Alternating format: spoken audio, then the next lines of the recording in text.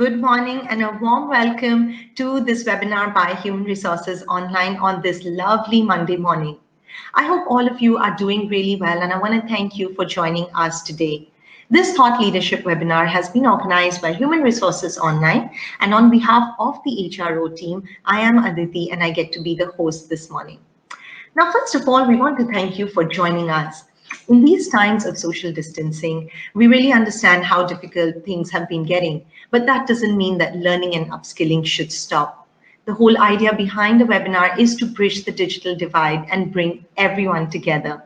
So let's use this opportunity to learn, share, and network as much as we can over the next 1 hour.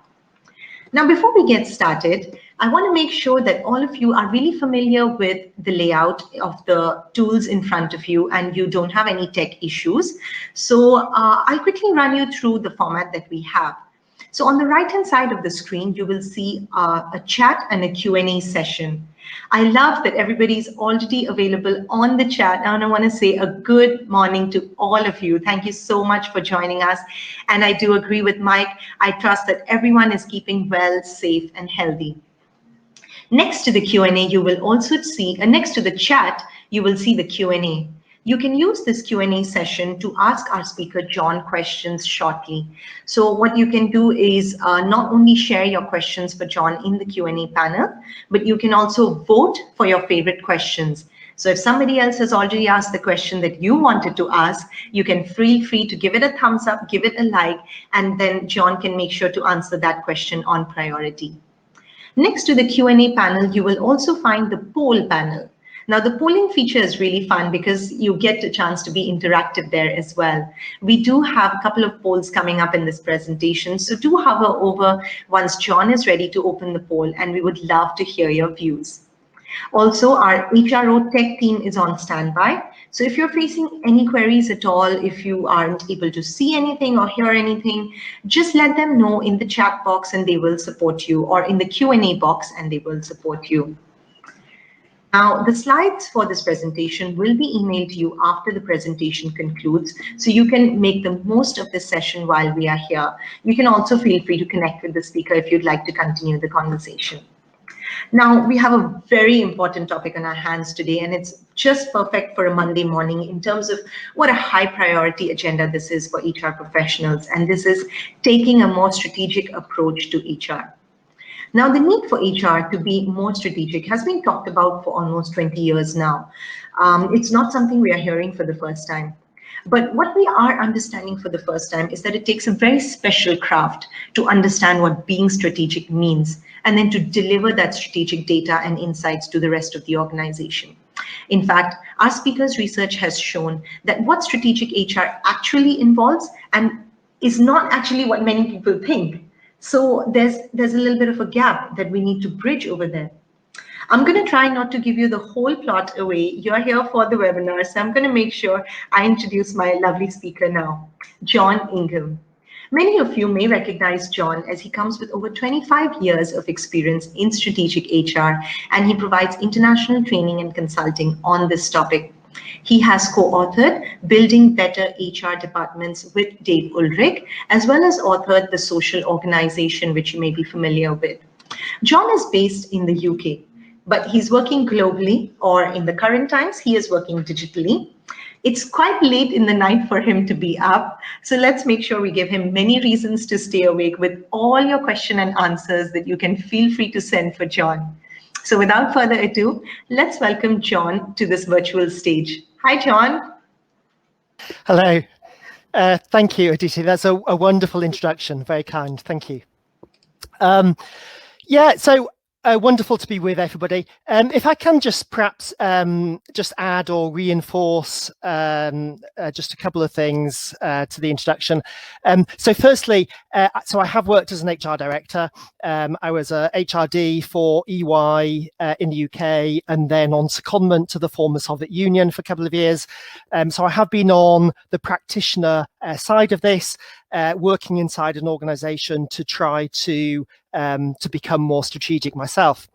As well as working as a consultant and a trainer, I also do quite a bit of lecturing, mainly in HR topics, but have also lectured a business school course on strategic management. So it's not just my research around strategic HR that I'm going to share with you, but sort of the summary of all of the other things which academics have been seeing about the opportunity here. And just a little bit from a sort of personal perspective as well, because I think it always helps to know who you're talking to. So I love travel. I am going to be missing coming out to Southeast Asia for quite a while now, I suppose. I love water sports. I love sailing, which obviously I can't do any of those at the moment either. So my life, well, my main hobby at the moment is working out in the garden. That's probably about as fun as things get. So at least getting up at 3 o'clock to do a webinar is something a little bit different and unusual in my week, which is wonderful. So yes, great to be with everybody. I am keeping an eye on the chat. So a particular good morning to everybody who's saying hi in there. Might be nice to know which countries you're joining from, if you'd like to add that as well. And we are expecting, I think, over 100 people on the webinar today. So obviously, we're not going to be able to sort of spend much time understanding why you're all here, what you're all expecting from the webinar. But certainly from my perspective, I mean, there are 3 reasons why I'm particularly keen to do this with you. So firstly, so I am running these, well, I've been running masterclasses live, face-to-face, with Human Resources Online for about 5 years now. And obviously we have a number of masterclasses coming up, organised online. So firstly, I'm hoping that this might attract some of you to attend some of those sessions. Secondly, I talk about strategic HR in a lot of my different training sessions because it is so important and so central to a lot of things that we're trying to do. Wow, and lots of people from lots of different places. So thank you for sharing that.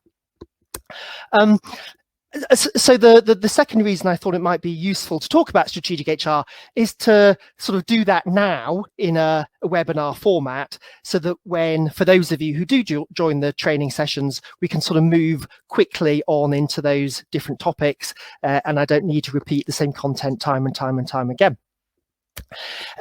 But I'm expecting that most of you are just here because, you know, you're interested in knowing about strategic HR, and that's great. You know, I'm really keen to do what I can to help HR be more strategic. And as Aditi was saying, you know, I don't think a lot of people have really thought through what strategic HR means, or I'm going to challenge that what a lot of people think it means isn't a helpful way to think about it. So I'm going to offer you a new opportunity to think about and to be more strategic within your organizations. So we will be doing a fairly lengthy Q&A at the end of the webinar. I will be keeping an eye on the chat as well. I haven't got time to participate in the chat, but I am watching what people are saying. I should also say that, as well as the sort of 100 or so people who are joining us live, this is being made available as an archive, as a recording.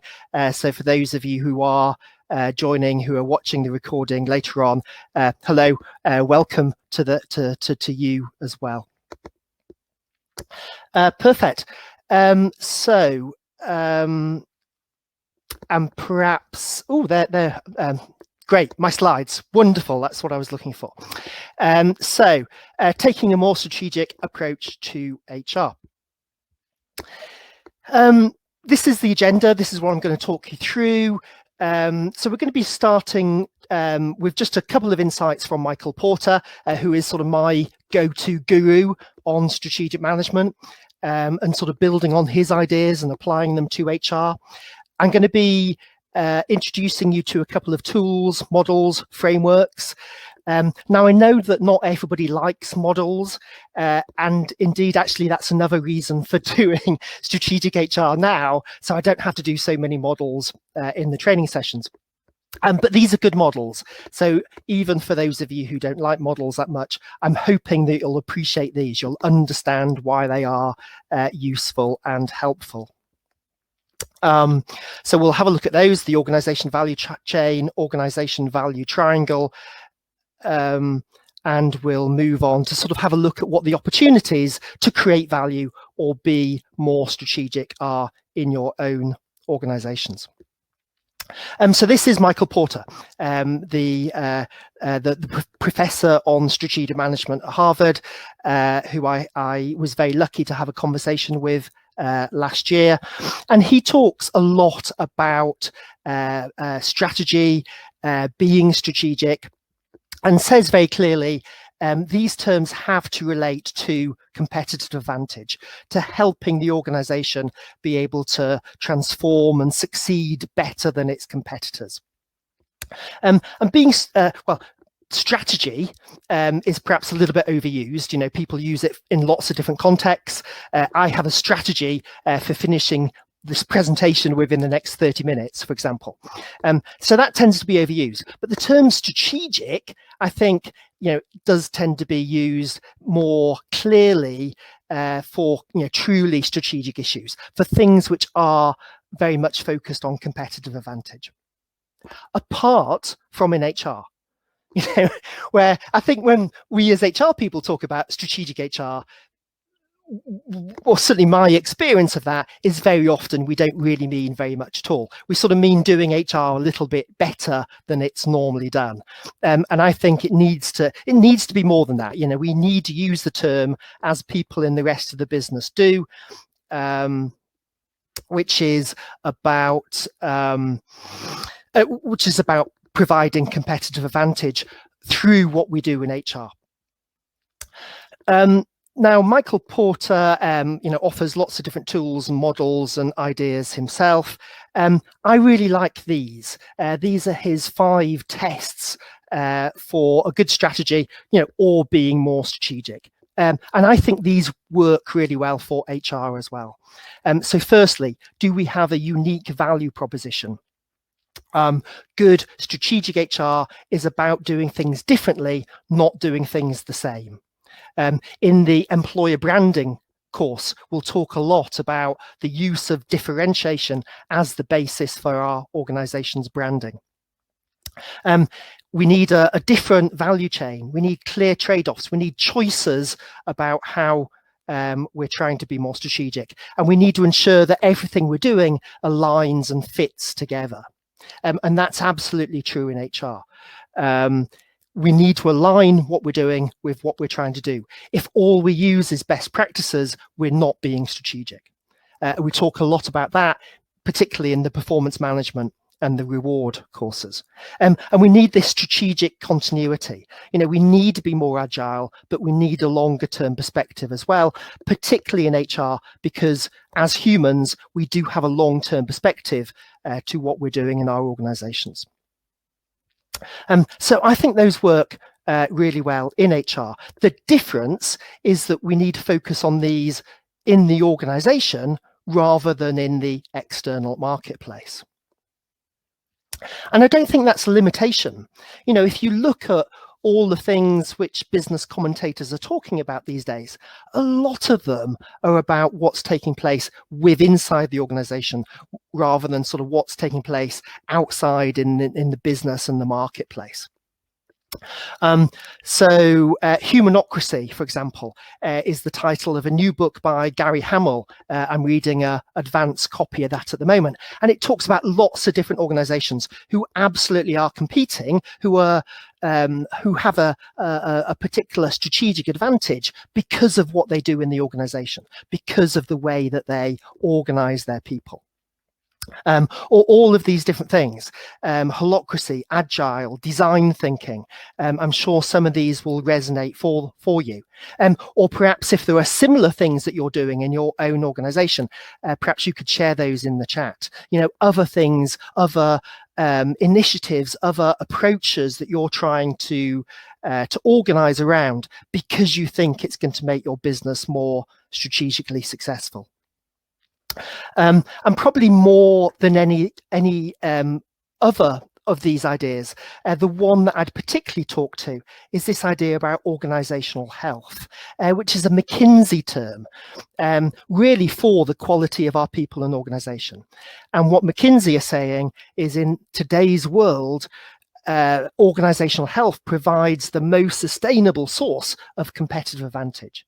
This isn't, it's not just an HR consultant on a webinar trying to suggest that you can be more strategic. This is the preeminent firm of business strategy consultants saying that what you offer your business is the most sustainable source of competitive advantage, that organizational health, the quality of our people and organization. There's a lot of opportunity to create the same sort of competitive advantage that Michael Porter talks about, but do it within the organization. We also have an organization model that links to our business models. This is Julian Birkinshaw's. Julian works very closely with Gary Hamel at London Business School. And he talks about a management model, but it's very clear that what he means by that is what I call the organization. It's what happens within inside the business, the way we organize our people. And just as with a business model where Michael Porter says we have to think about trade-offs, we have to think about choices, we also have choices in our organization model. So we need to think about the different ways that we're coordinating activities or making decisions or motivating employees, all of these different things. So there are real similarities between these two things. So if we go back to Michael Porter's 5 tests, I absolutely think we can apply these in a very similar way inside the organization to look at how we create different tailored organization value chains.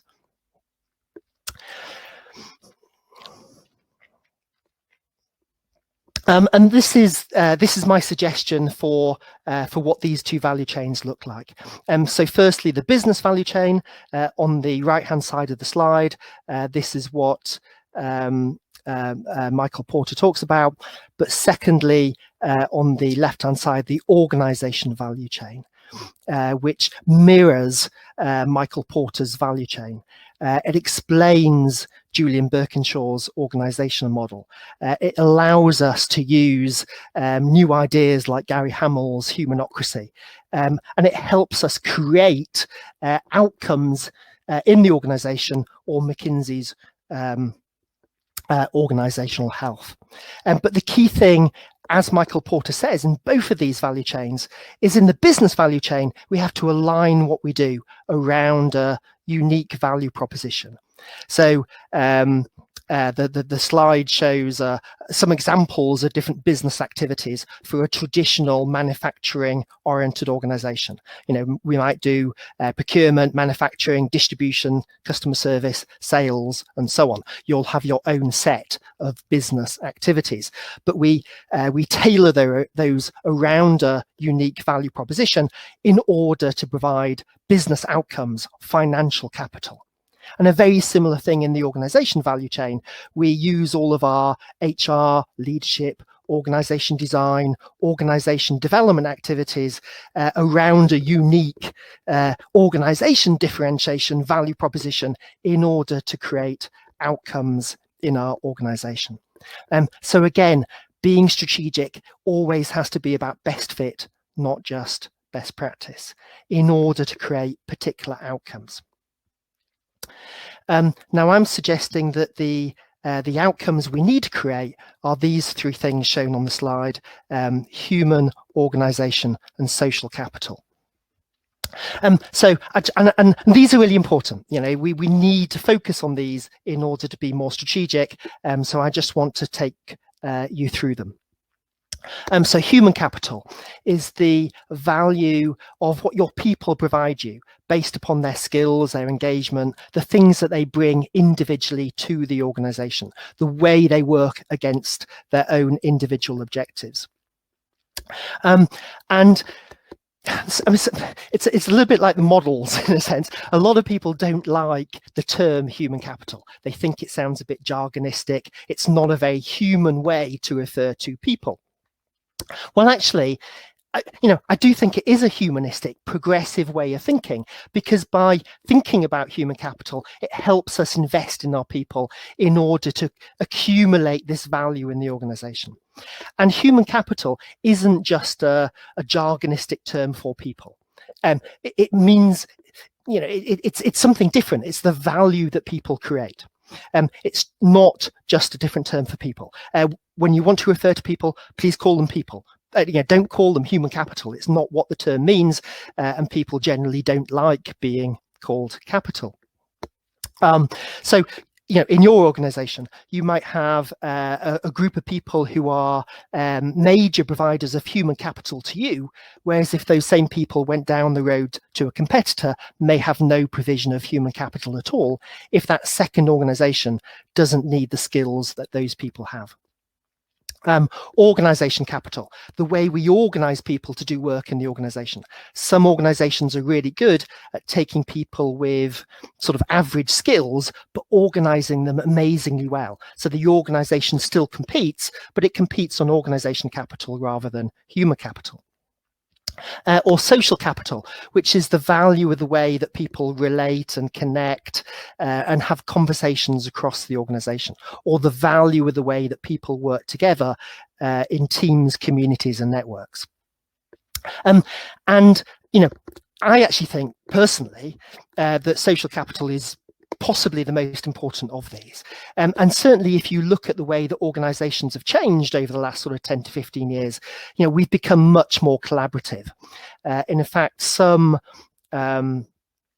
research from the Corporate Executive Board, Gartner, suggests that the proportion of work which is now collaborative rather than purely individual in nature has increased from 20 to 50% just over the last 10 years. So, there has certainly been a shift from human to social capital. Now, I'd be really interested from you in your organization, which of these you think is the most important. And my perspective, I've been very clear about that. I don't want to direct you, however. So if we can see the poll, which is most important in your organization? Is it human capital, the value of the way that people contribute directly against their own individual objectives? Is it organization capital, the way that we organize those people?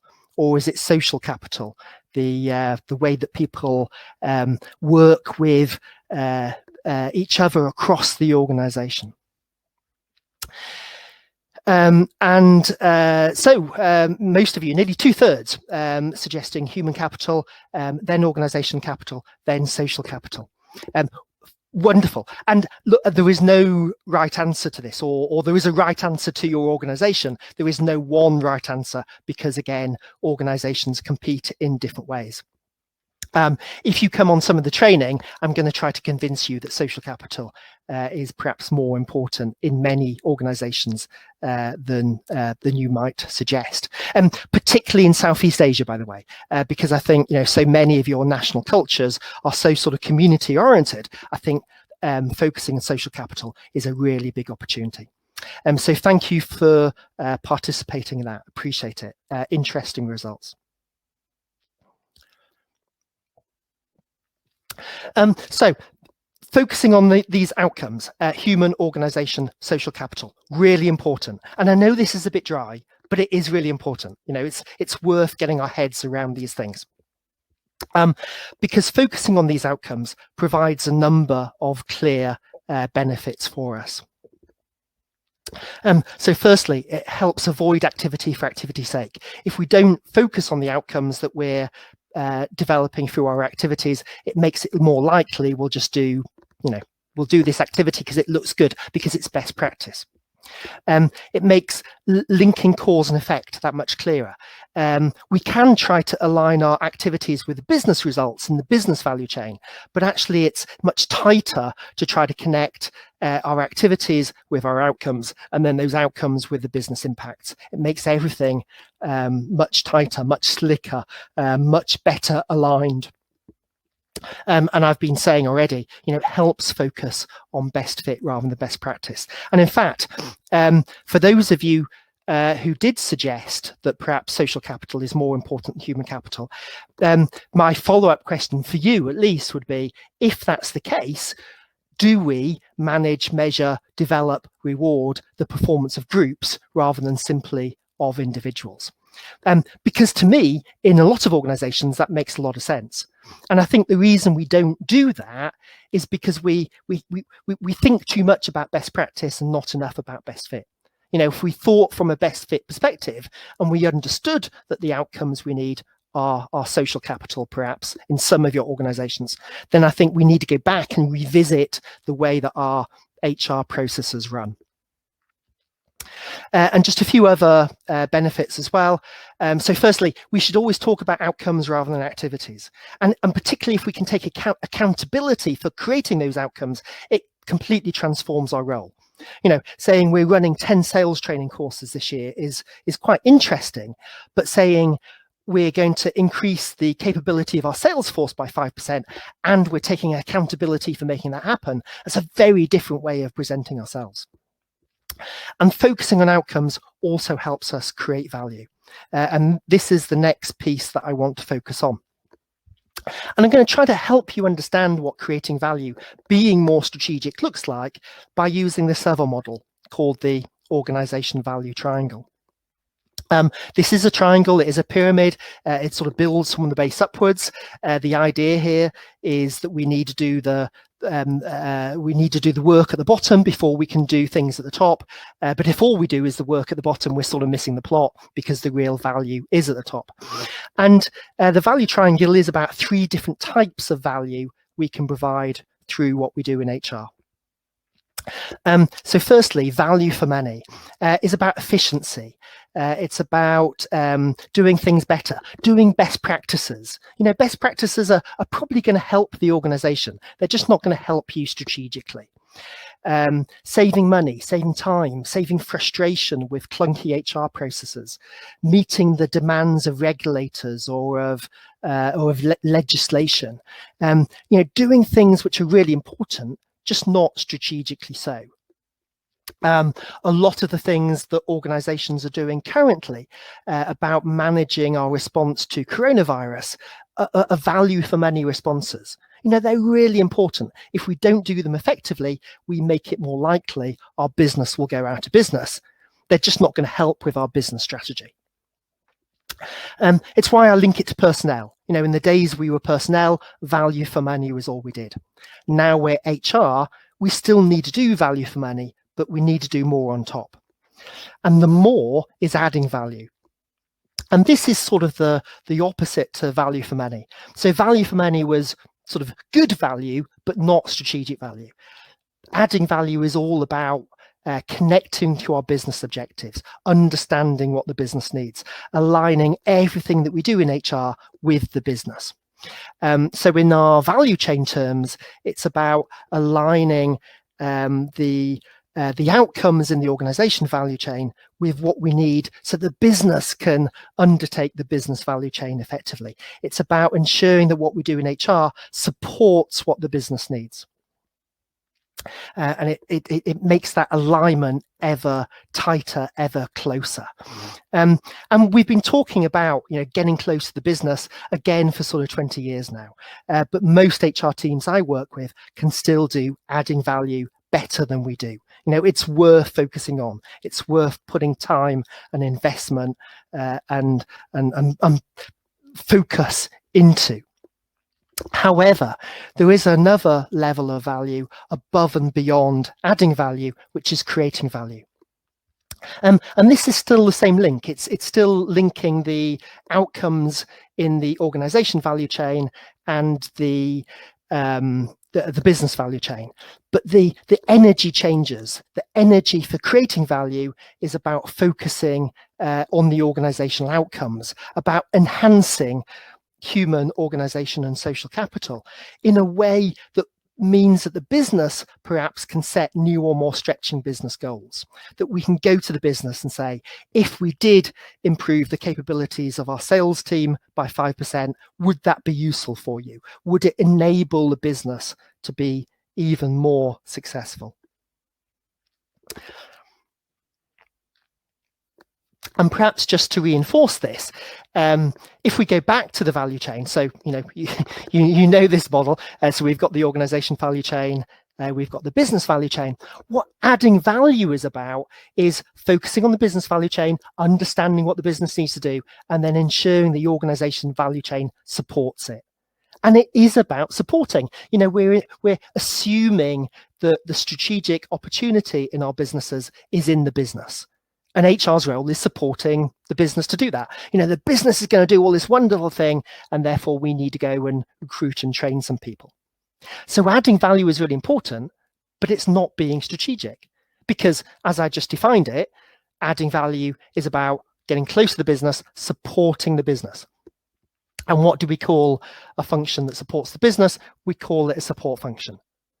And this is why I say that a lot of people misunderstand strategic HR, because we think that by getting close to the business, we're being more strategic, because it sounds like it should be. We're getting more business focused, more commercial. Of course, that's going to help us be more strategic, but it's not. It actually condemns us to remain a support function.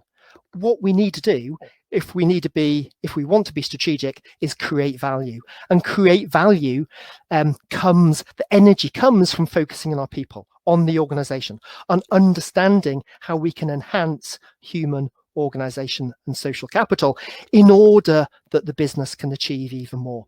So it's about creating people and organization-based strategy in what we do in the organization value chain.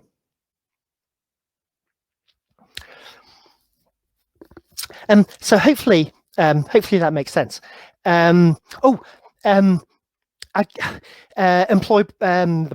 Creating value.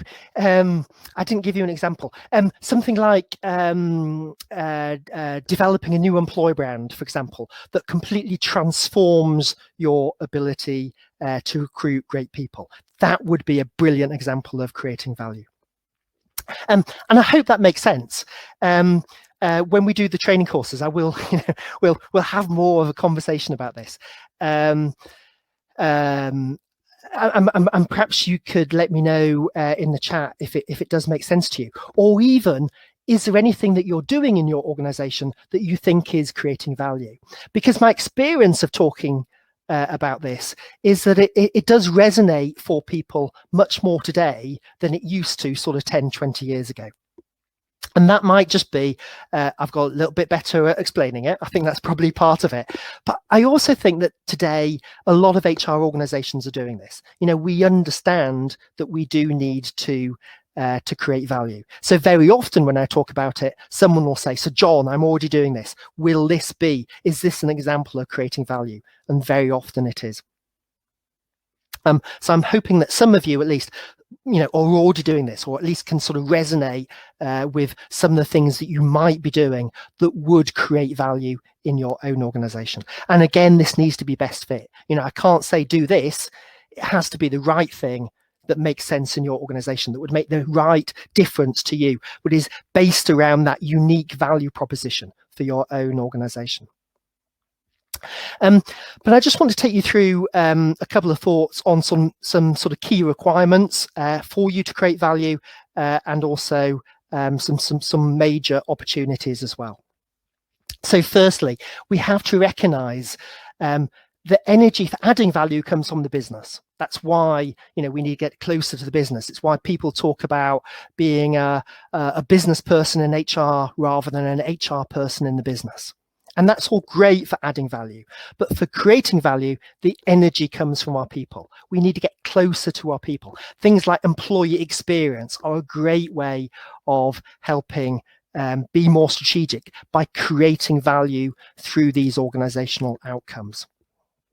And I think very often I talk to HR people who perhaps see a struggle or a need to balance looking after their people and being more strategic. But actually, we need to understand it's a paradox, not a balance. We can be more strategic by looking after our people, by being more people-centric. It's when we focus on the business that we stay as a support function. And I think there's a a huge opportunity to do this, particularly at the moment in the pandemic. I love this post from Josh Bursin, who talks about the need to focus on people first, then the business. I think it's a great post, but I think we need to do this all the time.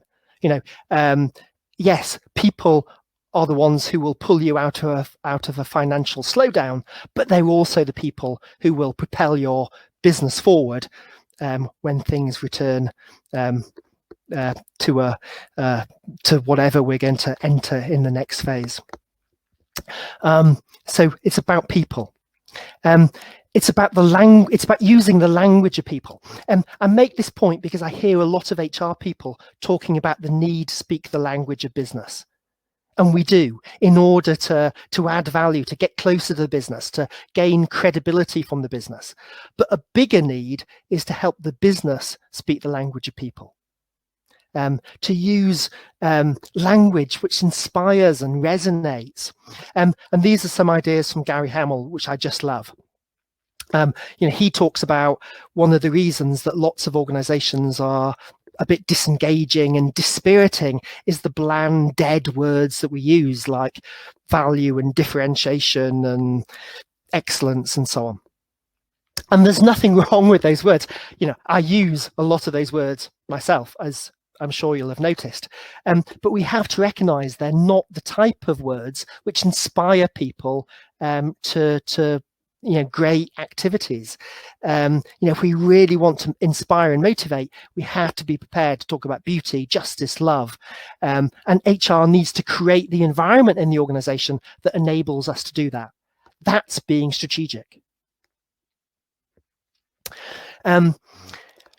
And yes, we need to understand the business. We need to be able to read the balance sheet, but that's not the difference that makes the difference. Finance is always going to be able to read balance sheets better than us. Let's not compete on that basis. Our unique differentiator is our understanding of people. And that's also the basis of this people-centric way of competing as well. So we need to understand people. We need to be really interested in new insights from psychology, sociology, anthropology, cognitive neuroscience, behavioral economics, and all of these other places. That's the basis to be more strategic in today's world. And if you agree that organizations are becoming more people-centric, I'd just like you to think about what role is HR playing in this? Are we leading that journey? Are we helping our organizations use the language of people? Or are we sort of following behind as the rest of the organization does that? Or perhaps are we just drifting off in a completely different direction? Because I do sometimes worry that it's a little bit like ships passing in the night, that as our businesses become more as our businesses become more people-centric, focused on organizational health, on agility, on humanocracy, on these different things, HR's heading off on this different direction, becoming more evidence-based, more analytical, more business-like. And we'll just sort of pass like ships in the night. And we'll end up with HR being a really business-oriented discipline, and finance taking responsibility for justice, love, beauty. And that can't possibly be the right solution. We need to lead this change. Final slide. A couple of sort of key thoughts of how you can do this. What are the things that you can do to put this into practice, to create value, to be more strategic? So the first is, particularly when you're thinking about major programs in the organization, how do you design those in a way that's going to create value? And this probably more than anything else is what we talk about in the training courses. So where we do performance management, how do we change the whole approach to performance management in a way that's going to create value, so that it has the maximum impact it can in the organization? But also just on a day-to-day basis, you can shift what you're doing to do more and more higher value work. So when you think of the value triangle, it's not necessarily the distinctions between the levels which are the important thing. It's just that in everything that we do, we try to provide more and more value. So we have to do something that's value for money. Great. Can we add value on top? Or we have to do something that's adding value, and can we create some value too? Just more and more and more. How do we put some extra value into this in everything that we do? And it doesn't need to be a big strategic program. So just as a one little example, you might be doing a piece of recruitment, looking for a particular position, and you come across somebody who's amazingly talented and would be brilliant in your organization, but you don't have a vacancy for the type of skills that they have. But you know how transformational they could be. So you go back to the business and you make a business case to bring them into the organization. To me, that would be creating value. Or in coronavirus, we manage the short-term implications of the pandemic, but we do that creates a better organization too. And then the second major way of doing this is designing our organizations that give people more freedom so that they can look to provide some more value for themselves. So by providing things like employee experience that free people up, that means that they can do the right things at their own point in the organization and create value through their own human and social capital at the points in the organization that they are. These aren't all things that we need a mandate for the organization. We can also enable the organization to do more of this as well. That to me is the future of HR. That's how we can be truly strategic. So these are the various masterclasses that I'm doing in collaboration with Human Resources Online over the next couple of months. I hope you might check those out and have a think about attending some of them.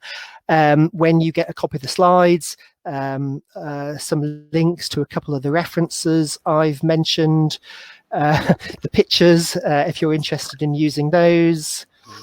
Anybody want any more information on me? You'll find me in all of these sort of places. Strategic HCM, that's my main blog.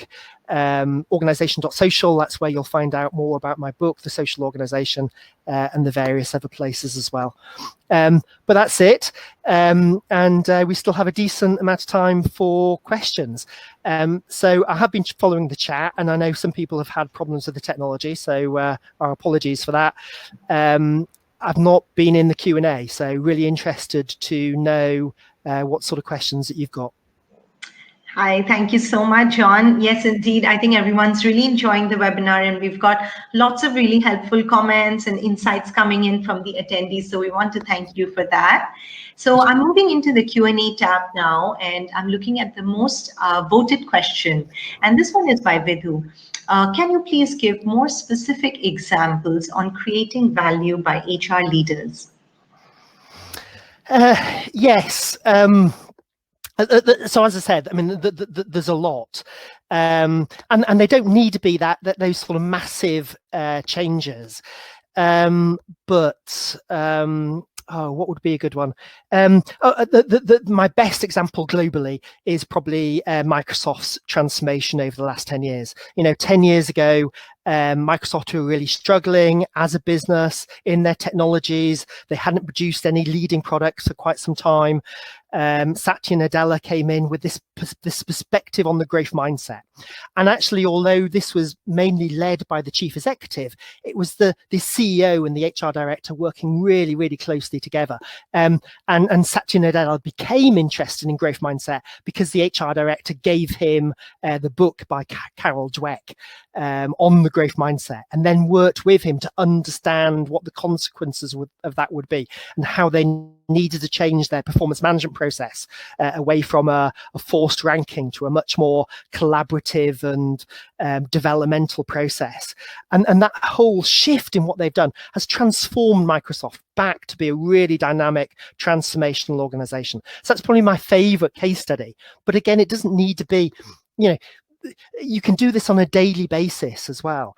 It's just always thinking about how can I do what I'm doing now in a more value creating way. And there are tons of examples I could give you. but it's the way you understand it is you get close to your people. You understand what their potential, what the possibilities that they could provide to the organization. They have some particular skills that you're not tapping, or there's a passion there that the organization isn't using, or there's the opportunity to get them collaborating across the organization better. It could be any of those things. And then it's having the conversation, a very different type of conversation from what we normally have in HR, about, if we did this, would this be useful for you? And seeking to not just support, but inform the strategy based upon what people can do.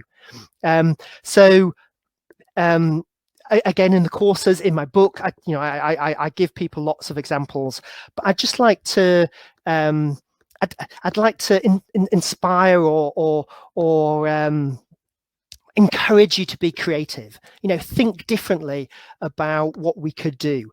Think about the range of options which are available to you, and then try and pick the right one based upon your own particular unique circumstances.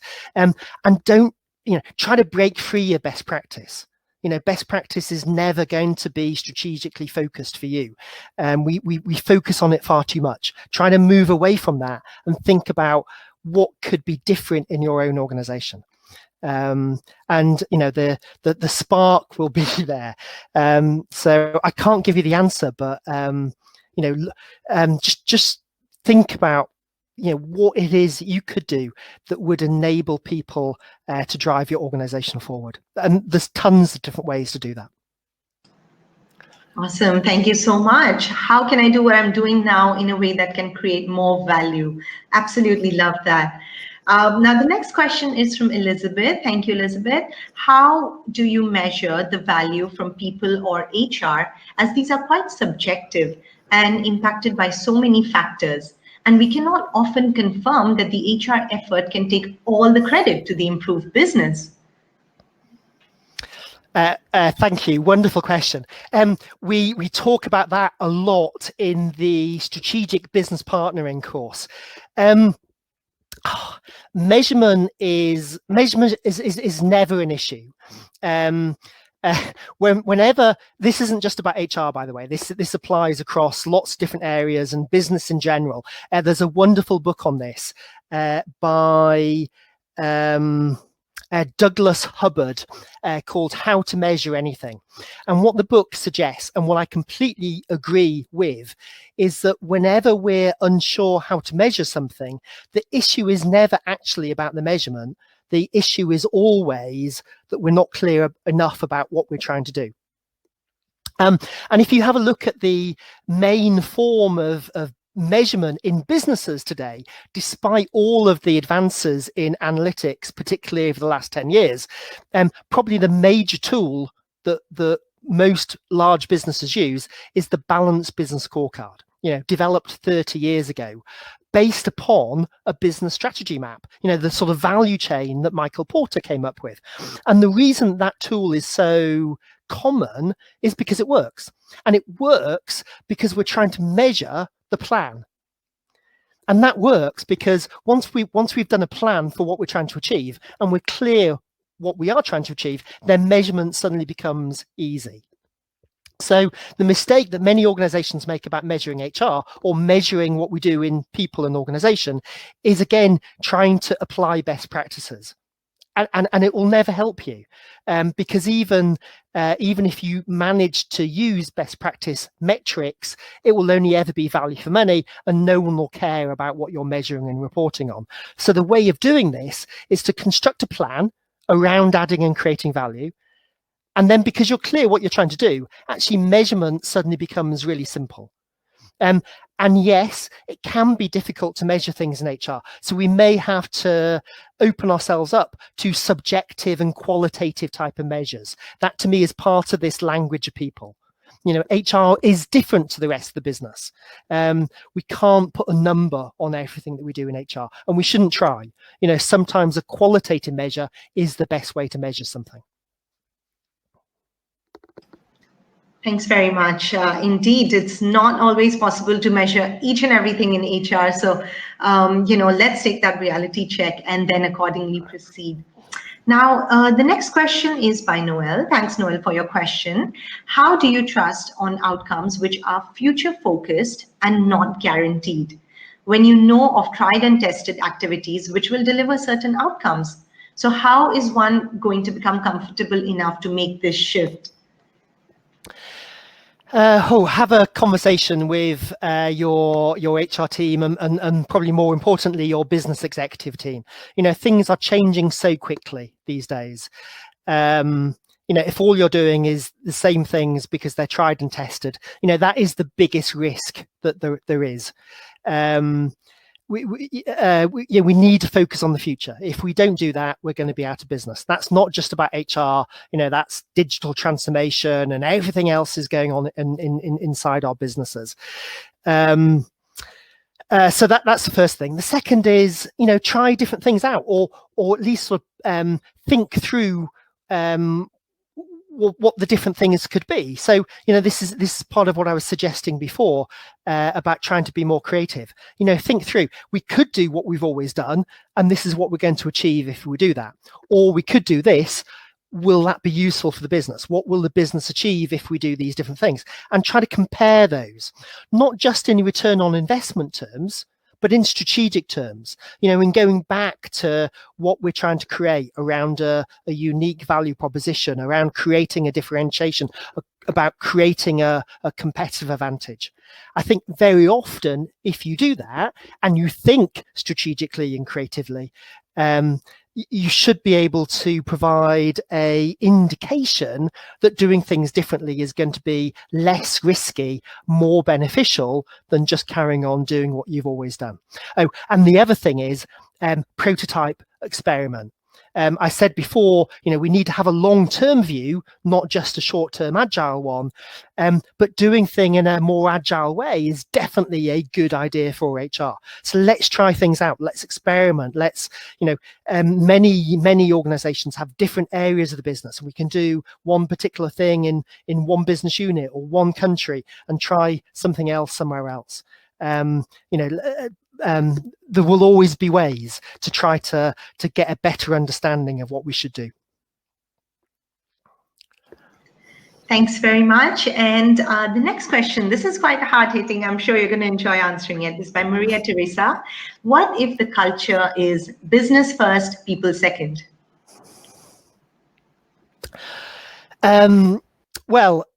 So two things. So firstly, you can either have a very comfortable life and be a support function. That is an option. Or secondly, you can try to change that paradigm. So what could you do? You could try to take your business executive through the type of thoughts that I've been sharing in this webinar. But of course, I've been talking to you. I've been talking about this in HR terms. Buy a copy of the McKinsey book for your business leaders. So the book is, it was in the references when you download the slides. It's called Beyond Performance. It's not a brilliant book necessarily. I prefer Dave Ulrich's books. I prefer my book. I think I help HR understand the opportunity better. But McKinsey's book is written, as McKinsey. It's written in business language. Buy that book for your chief executive. Say, read this. I think it's really interesting. This tells you how to create organizational health. And by the way, can I have a meeting with you next week to talk about how I can create that for you? Something like that may help start change the focus, the paradigm, to understand the value of organizational health, or in our terms, of people and organization. Connect your business leaders with some more progressive organizations outside. Oh, and the other thing we talk about in the strategic business partnering course, develop a good relationship with your business leaders. If we've got a really effective partnering relationship, the business leaders will listen to us, and they'll give us time when we try to have a conversation with them about why they need to start thinking differently and start putting people first. By the way, this is not easy. It's very simple as a consultant to say do this, and it's why I said at the beginning of the webinar I have worked as an HR director too. I know how difficult doing this is in practice, but I still think those approaches are the right things to do.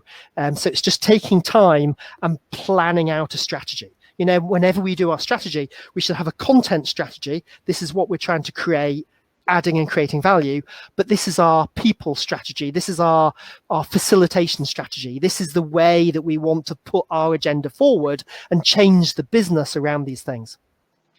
Thanks, Jon. I'm mindful of time, so we have just one last question that we can squeeze in, quite a fitting one. When we get back to the real world and when the business leaders expect the kind of HR support to the business, how can that conversation be turned around to the ideal that you are putting forth? Thank you, Mike, for that question.